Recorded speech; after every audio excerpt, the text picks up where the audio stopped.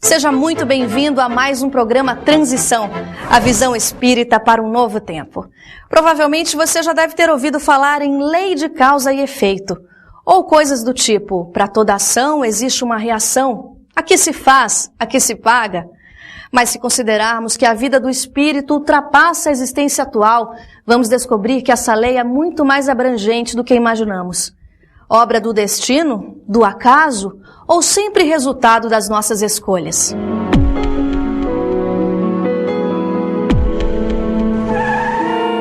A lei de causa e efeito é uma lei universal. Ela regula tudo o que existe no universo. É uma lei divina que promove o acerto da contabilidade, de débito e crédito da pessoa. É que nós nos responsabilizamos por nossos erros. Isso é muito bom, porque nós aprendemos a tomar decisões corretas e também tomamos consciência que os nossos equívocos ou as nossas escolhas geram consequências. Consequências que serão boas ou ruins, a depender da escolha que façamos. Esse fenômeno de lidar com a liberdade, ele configura aquilo que em Espiritismo se traduz na lei de causa e efeito.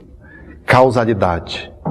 Tudo que penso e tudo aquilo que faço determina consequências, determina efeitos. É uma lei de justiça, porque afinal de contas respondemos por aquilo que fazemos. Essa lei, ela nos rege a existência. No animal, ele age por automatismo e não consegue, portanto, fazer escolhas salvo aquelas que estão dentro do automatismo do instinto. Ele não tem livre arbítrio. Ele se ensaia para a vida. E este princípio espiritual que caminha na evolução, quando chega no homem, ser primitivo, ele desabrocha com a capacidade de escolher. Nesse âmbito surge o espírito, nasce o ser espiritual, que está caracterizado, portanto, pela sua capacidade de escolha e por ser escravo das suas escolhas. Somos livres para pensar e agir e somos naturalmente escravos daquilo que fazemos e pensamos. Logo, a lei de causa e efeito, ela determina, por assim dizer, o movimento da nossa existência. Portanto, a lei de causa e efeito, que também é chamada de lei de ação e reação, ou ainda, às vezes, lei do karma, numa explicação hindu, não é? Porque eles chamam de karma, que é uma palavra que vem do sânscrito, e que vai exatamente evidenciar essa lei de ação e reação, claro que com alguns detalhes diferentes. Enquanto o karma, ou a lei de ação e reação, é uma lei física, a lei de causa e efeito é uma lei moral. Então, na lei de causa e efeito, há uma forma de você crescer, de você progredir. E a lei do karma é uma lei de fatalidade. Matou, tem que morrer. Tá certo? Olho por olho, dente por dente, mão por mão, pé por pé.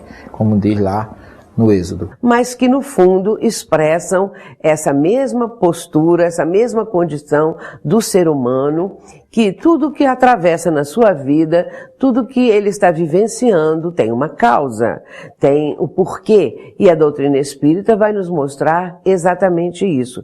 Todo efeito tem uma causa, todo efeito inteligente tem uma causa inteligente. Efetivamente, muitas escolas tentam definir o ser humano quanto à sua liberdade de agir, de pensar, e se ele é imputável ou não.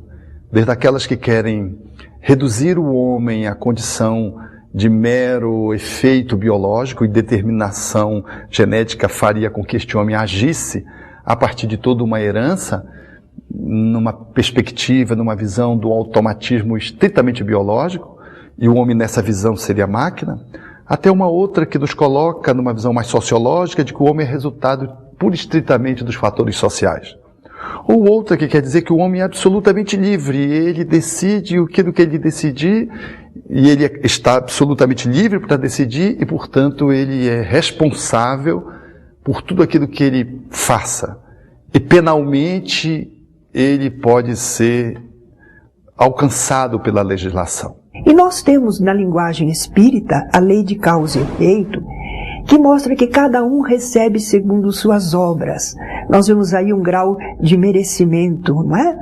Então a pessoa que está na vida agindo, ela tem livre-arbítrio relativo, a que Deus lhe concede, dentro da sua capacidade, ela age livremente e deve conhecer os efeitos do que praticou. Como tem os 2 caminhos que está lá no livro do Êxodo, você pode escolher o caminho do bem ou o caminho do mal. Se você pode escolher, não há fatalidade. Há sempre uma colheita proporcional ao que você plantou.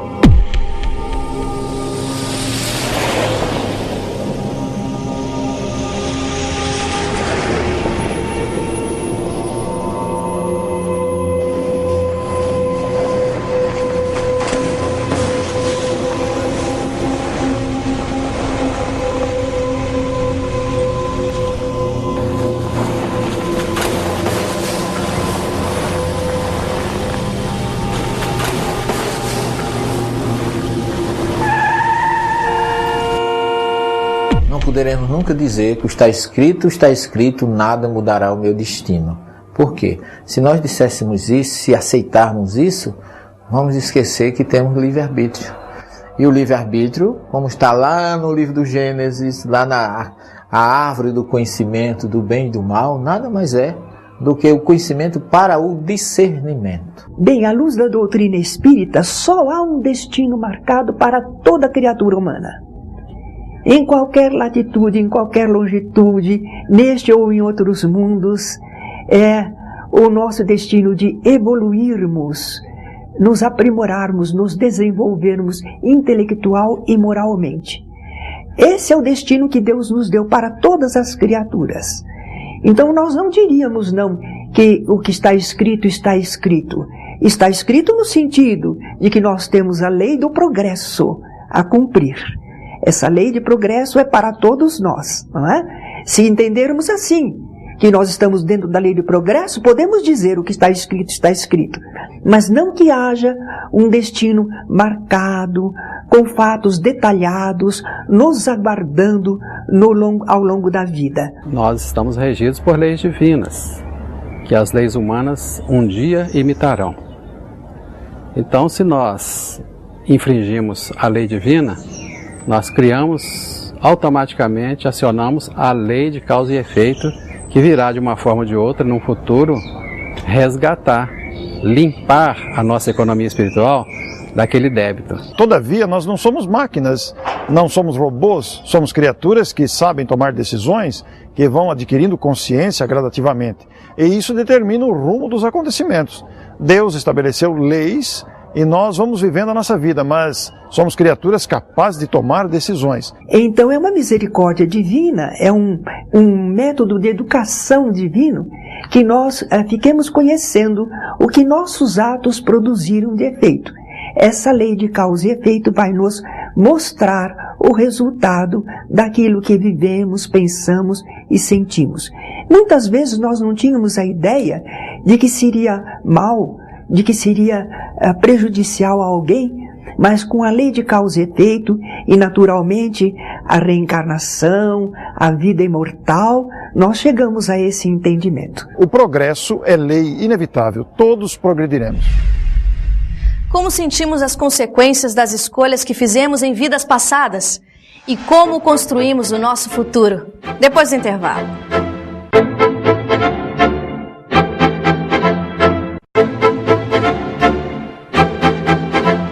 Como atitudes e ações realizadas em vidas passadas repercutem em nosso presente? Como isso acontece? Mas por que o espírito encarnado perde a lembrança do seu passado? Você já imaginou se realmente nós nos lembrássemos dos nossos adversários inimigos que estão encarnados como membros da nossa família aqui na Terra?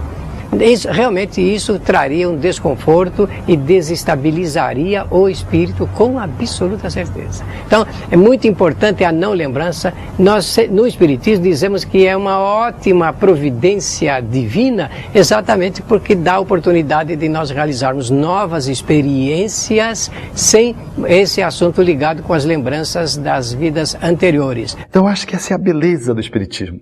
Ela nos traz essa visão mais sistêmica. Mas veja, quem está no exercício do seu livre-arbítrio está nesse conjunto de forças que se lhe imputam, influenciam, que lhe determinam de alguma forma um determinado quanto ou uma determinada quantidade, um determinado volume de interferência para que esse livre-arbítrio possa ser operado, mas aquele que está ali, ele escolheu o corpo, ele escolheu a família, ele escolheu a sociedade onde ele está, ele tem um padrão vibratório e sintoniza com os espíritos que ele elege. Então nós não estamos aleatoriamente sob as influências espirituais quando reencarnamos. Quando nós reencarnamos, a cor da pele, o sexo, a estrutura familiar, ela faz parte também de uma escolha pré-existencial, física, reencarnatória. E ela vai nos subordinar de uma certa forma a esta ou aquela influência de um grupo social, que vai ter um maior peso ou menor peso na minha escolha.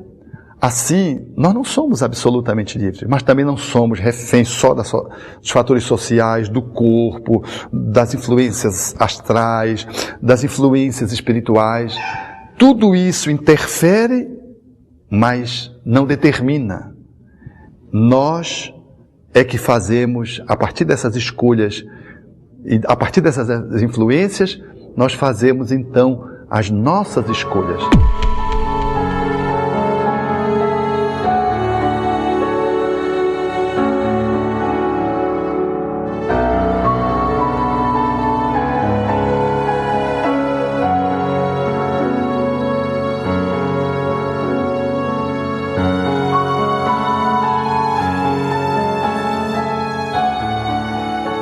A Bíblia está cheia de passagens que mostram a lei de causa e efeito.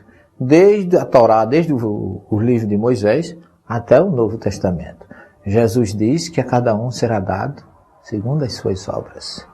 E que aquilo que a gente planta, naturalmente, a gente colherá.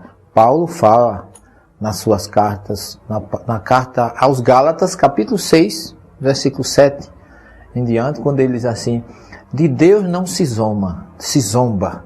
Tudo que o homem planta, isto também colherá. Se plantar na carne, colhe na carne. Se plantar em espírito, colhe em espírito. O caso da mulher encurvada, por exemplo, que Jesus endireitou a coluna dela. E tantos outros casos. Os leprosos.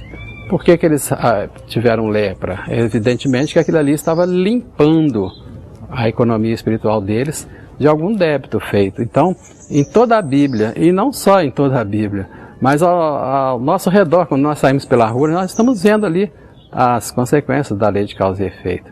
Jesus também disse: com a mesma medida que medirdes, também sereis medido, mostrando que tudo que o ser humano realiza, tudo que ele faz na sua conduta, no seu cotidiano e mesmo através dos pensamentos, terá um efeito, uma ação e, em consequência, um efeito, uma reação adequada àquilo que a pessoa está realizando.